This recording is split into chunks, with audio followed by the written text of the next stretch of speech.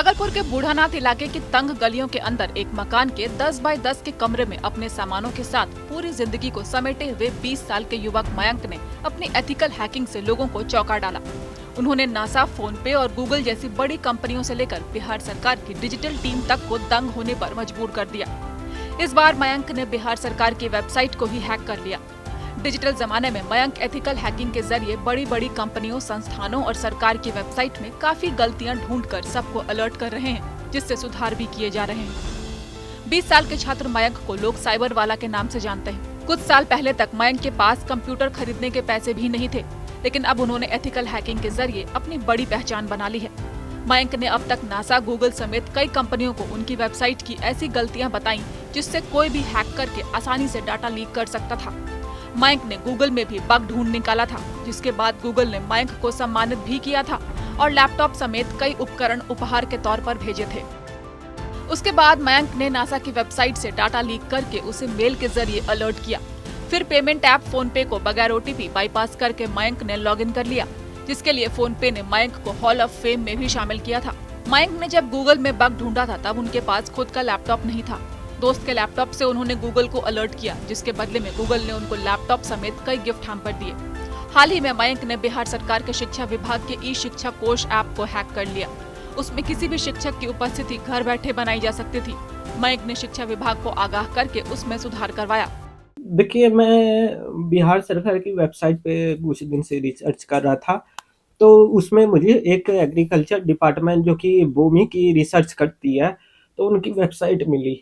तो उसमें क्या हुआ कि उनका जो एडमिन एक्सेस है, तो वो उनका जो एडमिन एक्सेस है उसमें सिक्योरिटी जो थी वो बहुत मतलब कमज़ोर थी।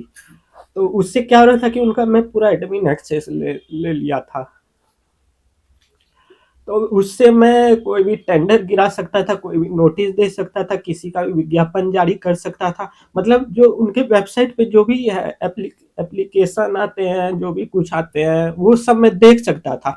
इससे यूज़र की भी डिटेल्स जो है वो लीक कर सकता था मैं, और बहुत सारी मतलब वेबसाइट में जो भी चीज़ होती है वो सब मैं कर सकता था। आगाह किया आपने? जी, मैंने उनको मेल किया, रिपोर्ट किया है और उन्होंने बोला है कि हम जो है इसको सुधार करने की कोशिश कर रहे हैं। और कैसे कर पाए ये सब? कब से सीख रहे हैं और क्या कुछ किया अभी तक? जी, मैं 12th से इसको स्टार्ट किया हूँ। 12th में मैंने साइबर सिक्योरिटी की 1-2 मूवी देखी थी, उसके बाद मैं सोचा कि उसी में जाना बढ़िया रहेगा। तो उसके बाद फिर मैं सबसे पहले मैंने गूगल पे रिसर्च किया था। तो गूगल पे रिसर्च किया तो गूगल का एम्प्लॉय का डेटा लीक हो रहा था, तो उन्होंने फिर मेरे को रिवार्ड दिया, लैपटॉप दिया, बैग दिया। और उसके बाद फिर मैं धीरे-धीरे इस ई शिक्षा कोर्स ऐप पे फिर रिसर्च करने लगा। तो उसमें अटेंडेंस मैं किसी का भी बना सकता था, किसी भी टीचर को ऐड कर सकता था, किसी भी टीचर का अटेंडेंस बना सकता था, और बाकी जो भी ई शिक्षा कोर्स पे अपडेट होता वो सब मैं कर सकता था।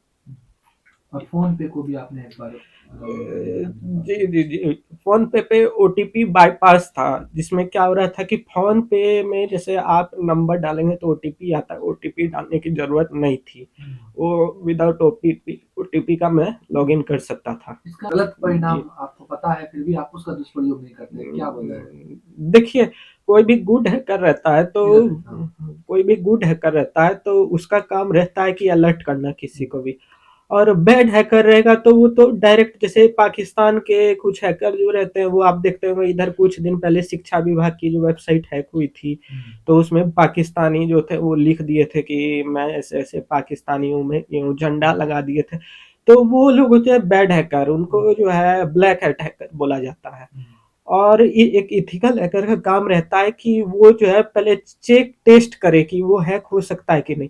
अगर वो हैक हो रहा है तो उनको जो है तुरंत मेल जो है करना चाहिए उस डिपार्टमेंट को। जी, मेरे को फ़ोन पे ने हॉल ऑफ फेम दिया है और गूगल ने भी कुछ रिवार्ड दिया है। ई शिक्षा कोष ऐप द्वारा बोला गया था या जिला शिक्षा पदाधिकारी के द्वारा कि एप्रिसिएशन लेटर मिलेगा, लेकिन नहीं मिला अभी अभी बिहार तक। सरकार से क्या चाहते हैं? बिहार सरकार से मैं एक प्रशंसा पत्र चाहता हूँ और एप्रिसिएशन लेटर अगर मुझे मिलता है तो मैं आगे निरंतर जो है इस तरह की कमी बिहार सरकार के वेबसाइट में निकालते कहाँ तक रहूँगा। पढ़ाई की है आपने? क्या उम्र है आपकी? मैं अभी बीसीए कर रहा हूँ कलिंगा यूनिवर्सिटी रायपुर से, और मेरी 12th हुई है भागलपुर नेशनल कॉलेज से, और 20 साल एज है।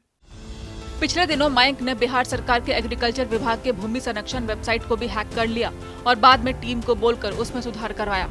टीम ने वेबसाइट पर मयंक को स्टाफ की सूची में शामिल किया। मयंक ने बताया कि उन्हें बिहार सरकार से एप्रिसिएशन लेटर चाहिए ताकि वो आगे भी बिहार सरकार की वेबसाइट में गलतियां ढूंढकर उसे सही करवा सकें। साथ ही मयंक ने बताया कि उन्होंने साइबर सिक्योरिटी से संबंधित एक फिल्म देखी थी, जिसके बाद उनको इस फील्ड में आने की प्रेरणा मिली। मयंक कलिंगा यूनिवर्सिटी रायपुर से बीसीए की पढ़ाई कर रहे हैं और 12वीं की पढ़ाई उन्होंने भागलपुर नेशनल कॉलेज से पूरी की है। भागलपुर से शिवम की रिपोर्ट।